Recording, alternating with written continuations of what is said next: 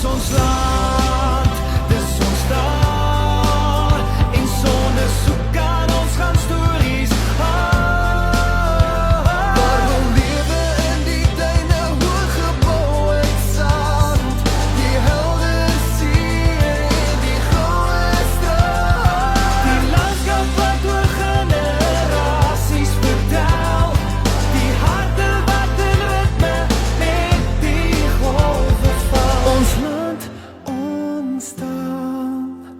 Goeiemôre, dis Woensdag 2 Oktober en jy's by Kletskompas. As jy wonder hoekom ons vanoggend 'n bietjie anders lyk as gewoonlik, is omdat ons hier by die safari in 'n windhoek is waar ons besig is om 'n konferensie, 'n baanbrekerskonferensie oor Namibië se potensiaal vir bio-energie te dek. So bly op die Facebook platforms van NMH ingeskakel om hierdie konferensie te volg. Maar ouer gewoonte gaan ons natuurlik nie ons Kletskompas kykers afskep nie, so ons het vir julle 'n volgepakte program. En in die verband gaan ek net bitter vinnig verwys na wat op ons voorblaaie is vandag op die Namibian Sun, opnuut skokkende statistiek met 30 kinderverkrachtings wat in 2 weke by die polisie aangemeld is. Republikein en die Algemene Zeitung, wat beide op die voorblad het, 'n renosterstropery. Julle sal onthou, vroeër vanjaar was daar 'n diefstal van 34 renosterhorings uit 'n kluis op Utshu. Nou van die horings is blykbaar in Angola verkoop. Alles hiervan op die 3 koerante se voorblaaie. Wat ons onderhoude aanbetref, die groot nuus natuurlik wat gisteraan gekom het, dat Fitch ratings Namibië verder afgradeer het. In die verband gesels ons met Rowland Brown om uit te vind net hoe erg die situasie dan nou vir Namibië is. Ons gesels ook met Johan Gous. Dit gaan oor die opvuil van rugbyballe ten bate van die Amos Meerkat-skool. En dan gesels François Steinberg met John Williams. En dit gaan oor groen energie by Arebbusch. Bly ingeskakel. Ons land, ons taal.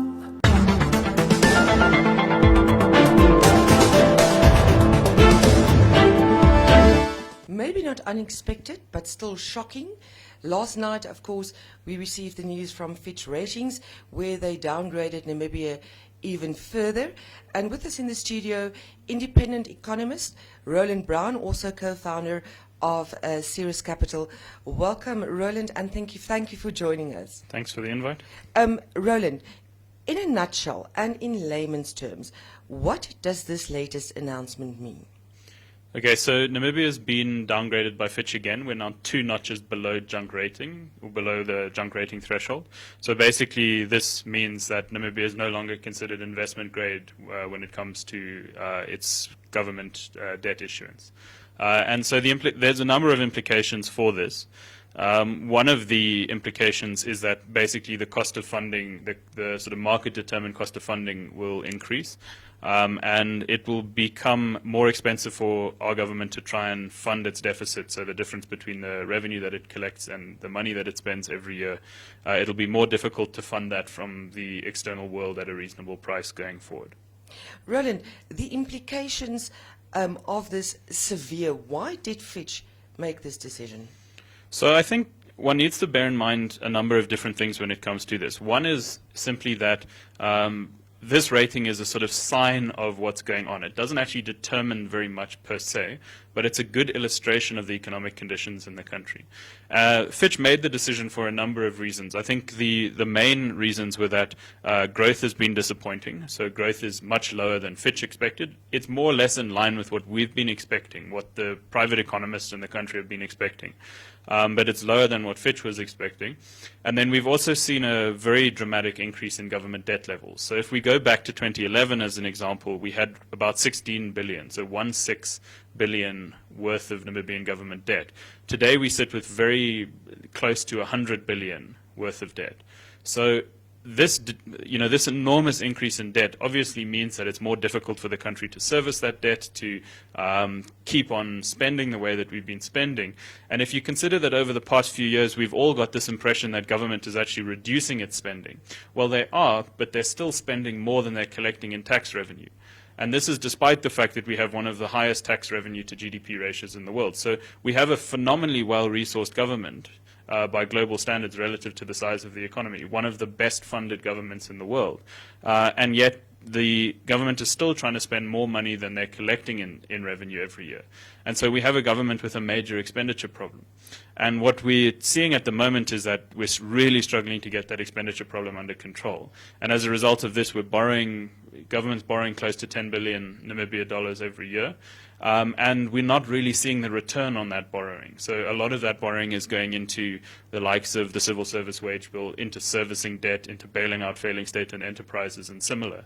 And we're not really seeing a situation where the reform on that expenditure side is allowing government to close that budget deficit. And so because of that primarily, coupled with this low growth, the rating agency decided to downgrade us. We talked about civil service, the salary roll there, and it was also mentioned by Fitch. Government trying to curb expenditure, but isn't it in a conundrum? We've got high employment, a lot of people in the civil service. What is the solution? Yeah, so high unemployment, yes. That's a huge challenge for government, but the issue around unemployment is a particularly critical one. Governments around the world tend not to be the core employers. They tend to create a facilitating environment or enabling environment that allows private companies to create employment. The challenge that our government sits with is it's got one of the most expensive civil service salary bills relative to the size of the economy in the world. So we're the 5th highest civil service wage bill relative to GDP in the world. And that takes up more than 50% of all the revenue that government collects. So there's not a huge amount of money left over for other things. And if you consider that employing people also requires that you have desks and floor space and the utilities and S&T and so on for them to do their job. By the time you're done with that, plus medical aid, you're sitting at 65+% of total government revenue that just goes to that. And then there's another 15% that goes, or just under, say 10 or 12% actually, that goes to servicing debt of government revenue, and then there's the bailing out of the state and enterprises, bits and pieces, and at the end of the day you're left with very little discretionary spend to actually stimulate the economy. And so government does sit with a conundrum. Cutting expenditure dramatically is a challenge. However, this isn't what we necessarily advocate for. What we suggest is that we need to make it much, much easier for the non-government part of the economy to grow. So let's just put this into context. If an economy grows at 7% a year, the size of that economy doubles in 10 years. So in 10 years, you have an economy that's twice as big as it was. That should suggest that you have twice as many people employed. It should suggest that you have twice as much tax revenue. When it comes to the solutions to Namibia's problems, it has to be growth. And because government can't stimulate growth, we have to create an environment that allows private sector to stimulate growth. If we continue on the path that we're on now, we will have 10 years where we see no growth, and possibly 10 years where our economy actually shrinks. We've had 3 of them already. And so if we have this extended period of no growth, think about what we're foregoing in terms of the potential jobs, potential tax revenue, etc. And this is all because of poor policy. If you look at the statement by Fitch, they don't blame the outside world. The outside world is growing. But if you look at our response from our Ministry of Finance, it blames the outside world. So we're not taking responsibility for the fact that we need to be creating a domestic environment that enables and enhances growth. Instead, we're blaming other people. And there's the old saying, the first part of fixing a problem is admitting that you have one. And we're not admitting that we have a problem here. And what we do see at the moment is that we're messing around with policy on the fringes, but we're not diving in and making radical policy reforms. And that's really what we need to do. We hear daily about more plans for more tax from government. Well, this is blatantly not investor-friendly. This is blatantly anti-investment. And yet that's the type of policy that's constantly floating around here. And what we desperately need to do is heavily deregulate and make it much, much easier for marginal businesses to survive, to grow, to employ, to pay revenue to government. And I don't think that we're at that point of radical reform yet. Rowland, the average investor sitting on the sidelines, considering Namibia as a potential investment opportunity, How does he view the country at the moment? Well, I think that we can see that in the numbers. So I don't need to talk in anecdotes because we have good data on this. So we've got the lowest levels of gross fixed capital formation, which is basically investment into fixed assets. We've got the lowest levels that we've had since 1987. If we look at foreign direct investment into the country, we've got the third lowest level since independence. And that's in 2018, 2019, the situation, if anything, is getting worse. At the same time, because we're not making these radical policy reforms, and because we've now been through this extended period of no growth, we're getting downgraded time and time again, the response from the policymakers is lackluster, to say the least. And because of that, I think that these the investors that are currently sitting on the sideline, both in the country and global investors, and most of the investors in the country are global investors, or many are global investors as well. But generally, these investors are not looking at us favorably at the moment. And when we see the discussion, as I mentioned, we're talking about a dividend tax towards the end of this year. It's just another sort of nail in the coffin as far as investment is concerned. I always tell people there's only 4 components of GDP. So there's household consumption, government spending, net exports, and investment. Household consumption is under huge pressure because households don't have a lot of money, wages are not increasing faster than inflation, unemployment, formal sector unemployment is rising, debt levels are high, etc. So they're not going to be driving growth. We all know the situation with regards to government's finances, very dire. I mean, this rating, I think, makes that very clear. And then net exports, well, that's exports minus imports. We're not going to grow exports without investment, and we're not going to reduce imports without investment. So investment is really the key. And investment is the component of GDP that can contribute to household consumption growth, to government revenue, and therefore government expenditure growth, and also to net export growth. So if we continue down this path of not making radical reforms around investment, we will continue to stagnate like this. One thing that's interesting in the Namibian instance, however, is that unlike many countries that have floating currency arrangements, Namibia has a currency peg. And so many of the macroeconomic issues that we have in the country get hidden by that. The problem that we sit with here is that that currency peg is not finite, or is not infinite, sorry, it's finite. And there is a risk that if we continue down this path, that currency peg is going to come under severe pressure. And then you get years and years of imbalances in the local economy unwinding all at once, and you can have very rapid depreciation in your currency if we ever see a currency peg decoupling. I don't believe that this is being taken seriously enough by policymakers. We don't like talking about the currency peg because it's a sort of self-fulfilling prophecy if you're not careful. But it's something that policymakers really have to take seriously at this point. Rowland, these are all very difficult conversations for the man in the street, the normal consumer. But how worried should Namibians be in general? So I think you should be very worried. The fact that we have some of the highest unemployment and sustained unemployment in the world, there's 30+% unemployment, that's sustained for a long period of time, that's extremely abnormal by global standards. The fact that every second young person in the country is unemployed, that is extremely abnormal by global standards. And business as usual is just going to make the situation a lot worse. If you consider the situation that we've had over the last 30 years, we've had enormous issues to deal with. But we also had a relatively well-resourced government, and we always had surplus debt capacity, so government could borrow if there were ever any emergency issues. We had reasonably good bulk service infrastructure. We're now sitting in a situation where we don't have those buffers that we used to have, and we're in a very, very difficult domestic environment. We're not taking full responsibility for it and saying we need to make radical reforms. We need to look at what the successful countries of the world have done.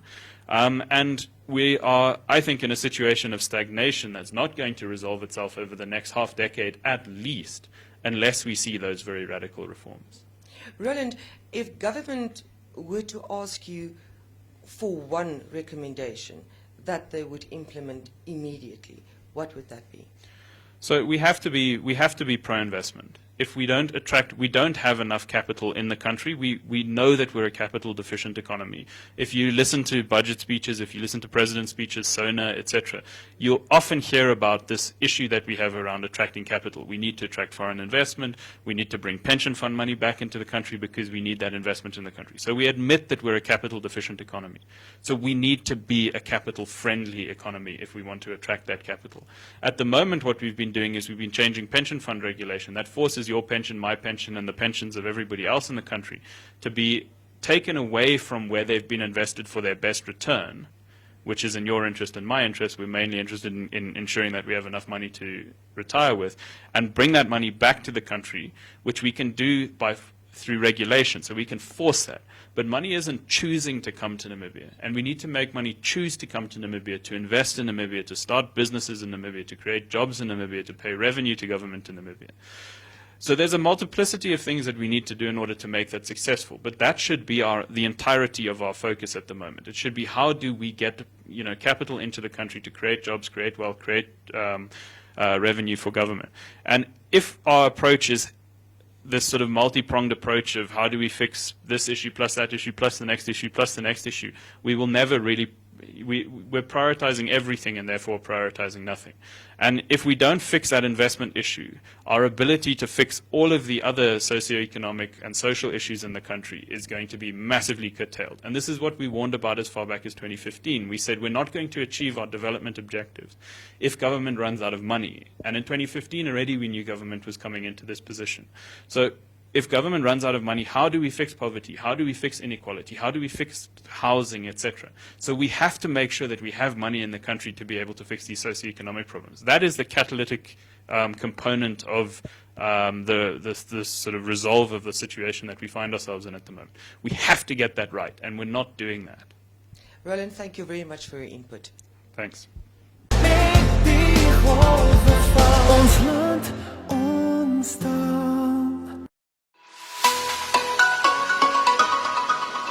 Danie, weet jy, ek is maar 'n gebore Namibiër, Suidwester, en ek ondersteun die span en ons is almal agter die span en in die gees en wens jy ons die beste toe en ek maak nou maar so oor die jare vorige wêreldbekers en so aan probeer ou nou maar daarom net so ietsie bymekaar maak vir die man cave. Jong, ja, sy moet eintlik maar self, nee, sy is 'n groot gees en dryfkrag. Sy het jare terug het sy met die Amos Meerkat begin en baie klein begin en hulle toe nou, of die MH het toe nou later aan boord ook gekom as 'n borg en so aan, en hulle by die stadium is hulle redelik sterk en doen hulle baie goeie werk, so ja.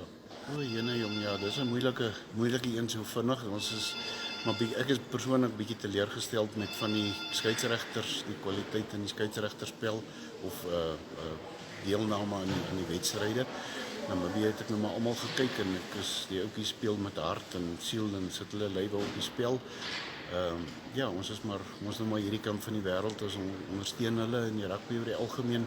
Die groot geeste begin eintlik ons nou maar uitkom, maar ek dink die kleiner spannetjies het met groot geesdrif en entoesiasme gespeel. So dit is 'n goeie skouspel om te kyk.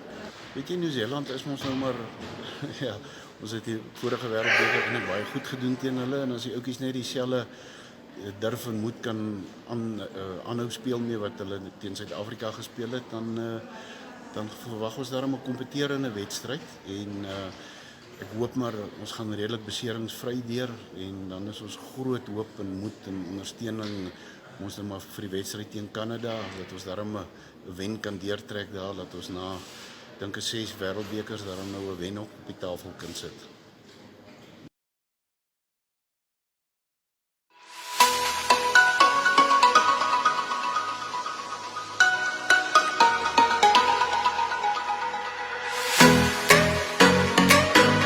The Amos Meerkat-project is aimed at improving the curriculum that children study at an earlier age for specifically rural children to create a firm foundation and get them school ready.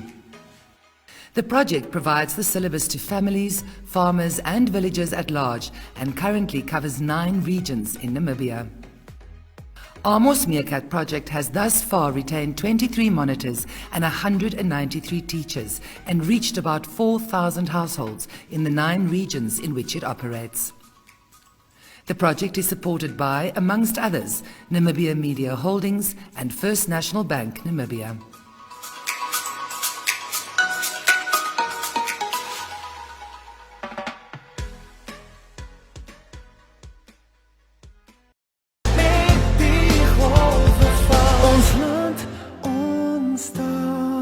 Hartlike welkom aan meneer John Williams van Arebbusch Travel Lodge. Goeiemôre. Goeiemôre John. Verlede Vrydag is die Namibië Toerisme Expo vir 2020 by Arebbusch Travel Lodge bekendgestel. Die tema vir 2020 is herwinbare energie of groen energie dan nou. Julle Arebbusch Travel Lodge het reeds in 2017 'n sonkragstasie gekry en hoekom het julle na sonkrag verander?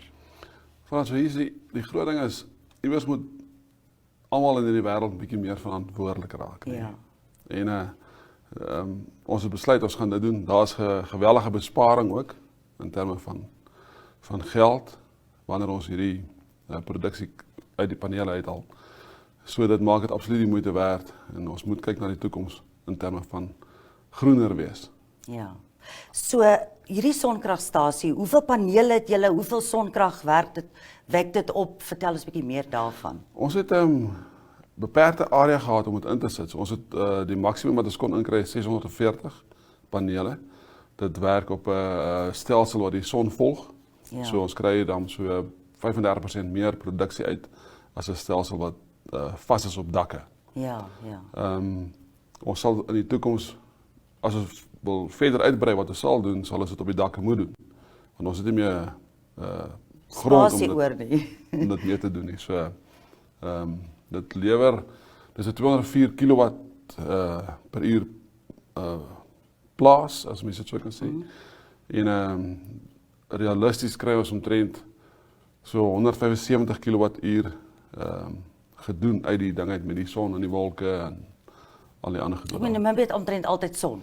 Dis wonderlik. Dis Ja. wonderlik. En jy kan nie glo nie as hulle in Zambië en daai plekke die veld aan die brand steek wat hulle tradisioneel een keer per jaar doen. Die rook en die goed wat in ons land aankom, wat se impak het dit op die panele nie. So jy moet sorg jy goed gedurig skoon is en om die beste produksie te kry. Ja. So jy het gesê daar's groot besparing aan verbonde. So hoeveel bespaar julle in terme van hoeveel elektrisiteit en hoeveel geld per jaar? Dit moet baie wees. Kyk, ons spaar omtrent in finansiële terme 750.000 'n jaar. Dis om 'n bietjie baie, te worden. dis baie. En dit is so 500 megawatt per uur Dis se baie. waarde. Ja. So dit het 'n baie groot impak. As jy die stelsel finansier, behoort jy om binne 5 jaar af te betaal. Sure. So dis absoluut die moeite werd om dit te doen. En daarna dan So jy sal ander toerismeorganisasies of ander maatskappye sal jy aanbeveel om 'n sonkragstelsel te kry? verseker. Dit is baie geld aan die begin. Maar as jy dit eers gedoen het en jy sien die dividende wat dit betaal in terme van dat jy weet hoor jy doen iets vir die omgewing en die finansiële voordeel wat jy uit dit trek, is dit absoluut die moeite werd. Daar sê. Baie dankie John. Dankie Groot kykers. plesier. Met die golwe van ons land ontstaan. Dit was dan Kletskompas van die Safari Hotel waar ons 'n konferensie oor Namibië se bio-energie potensiaal vir jou dek. Bly ingeskakel op NMH se Facebook platforms en volg die baie belangrike konferensie. Ons gesels môre weer. Want dis ons land.